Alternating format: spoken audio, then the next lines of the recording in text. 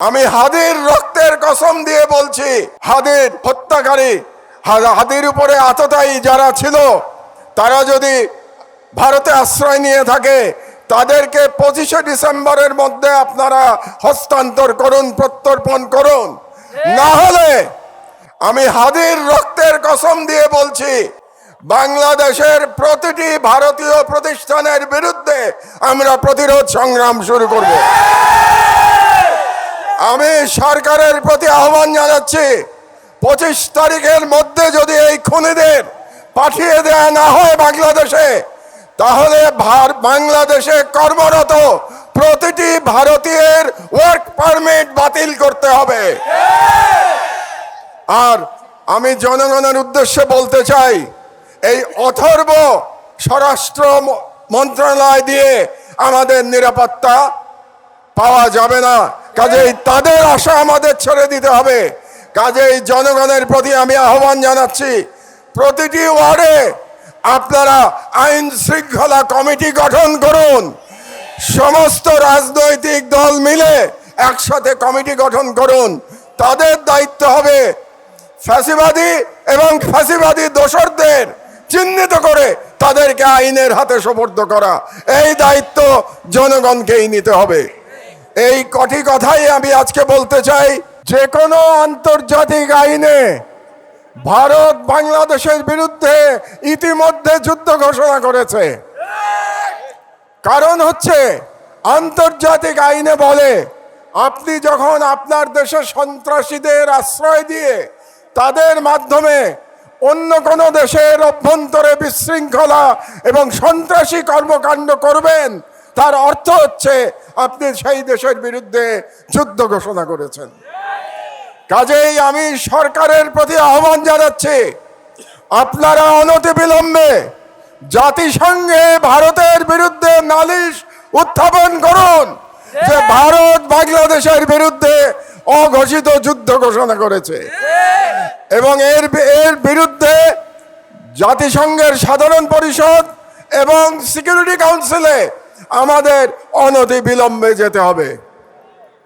2 নম্বর, রাজনৈতিক দলগুলোর উদ্দেশ্যে আমি বলতে চাই, অনেক রাজনৈতিক নেতা বলে থাকেন যে ভারতের সাথে বন্ধুত্ব করা ছাড়া নাকি ক্ষমতায় যাওয়া যায় না, কিংবা ক্ষমতায় গেলেও টিকে থাকা যায় না। ভারতের সাথে বন্ধুত্ব করে যদি ক্ষমতায় টিকে থাকা যেত, তাহলে শেখ হাসিনাকে পালিয়ে ভারতে আশ্রয় নিতে হতো না। কাজেই আমি ওই সমস্ত রাজনীতিবিদদের বলে দিতে চাই, এই ওসমান হাদির বাংলাদেশে ভারতের দলালি করে কোনো রাজনৈতিক দল ক্ষমতায় যেতেও পারবে না, ক্ষমতায় টিকে থাকতেও পারবে না। ইনকিলাব মঞ্চের তরফ থেকে আমরা এখন একটি শপথ বাক্য পাঠ করব। আপনাদেরকে আমি বিনীত অনুরোধ জানাচ্ছি যে আপনারা হাত উঁচু করে এই শপথের সাথে একাত্মতা প্রকাশ করবেন। শপথনামা। বিসমিল্লাহির রহমানির রহিম। আমরা আজ এই সর্বদলীয় প্রতিরোধ সমাবেশ থেকে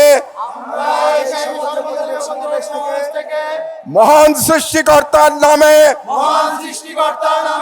শপথ করছি যে জুলাইয়ের গণ আকাঙ্ক্ষার পক্ষে, বাংলাদেশের স্বাধীনতা ও সার্বভৌমত্বের প্রশ্নে আমরা সকল দলমত নির্বিশেষে ঐক্যবদ্ধ থাকব। দেশের গণতন্ত্র, মানুষের অধিকার ও জাতীয় স্বার্থের বিরুদ্ধে যে কোনো দমনমূলক ফ্যাসিবাদী ও পরাধীনতামূলক রাজনীতির বিরুদ্ধে